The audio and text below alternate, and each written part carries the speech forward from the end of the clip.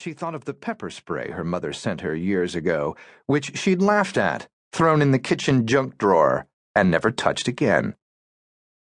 The rain-soaked windows framed blackness. There was no way to judge her surroundings. Staring at the window, Abby saw the thug's reflections in the glass. One stared at her. She instinctively looked back at him. He smiled.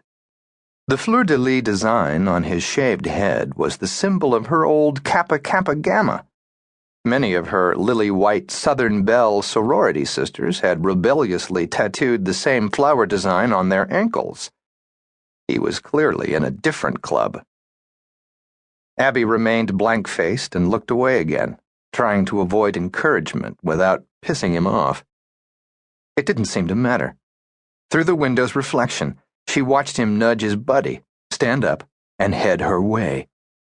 He took the seat behind her, leaned forward, and whispered in her ear, "Hey, pretty lady." She could feel his breath on her neck and smelled the odor of too much cologne. Afraid of appearing rude, but without turning around, she offered a weak, "Hello." "What you up to?" She glanced toward the window for its mirrored effect and watched as he touched her hair. "Just going home," she said as casually as possible. She leaned forward and gathered her things. "How about I go with you?" His friend chimed in. "Yeah, how about we both go?" The man behind her laughed. "You know what they say about redheads?" He didn't wait for a response. "They wild." Abby's stomach was tightening in fear. The friend laughed. "That's right. She looked like she could handle us both, don't you think?" Abby didn't turn around.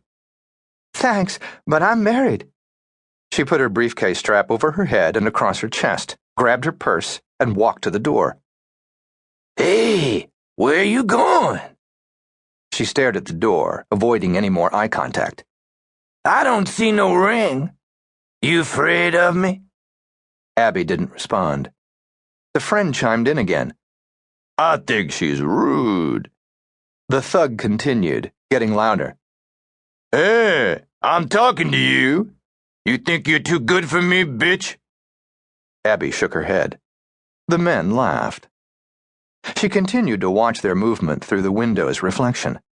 They were together again, both sitting with their hands on the grab bars in front of their seats, ready to pounce.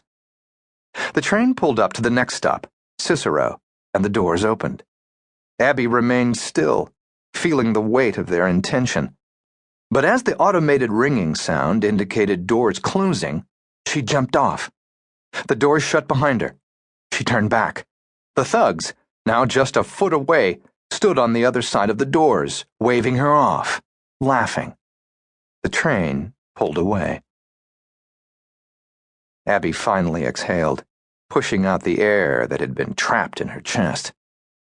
She took several slow, deep breaths to calm her racing heartbeat and walked toward the heat lamps to wait for an eastbound train, while the passengers who had exited from other cars headed down the stairs off to her right.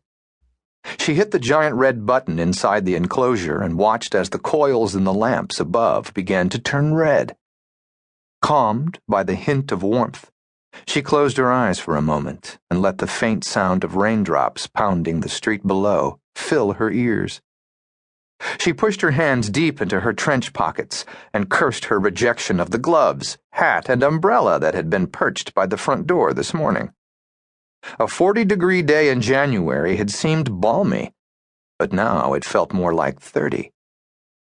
She stared at her watch and began weighing her options.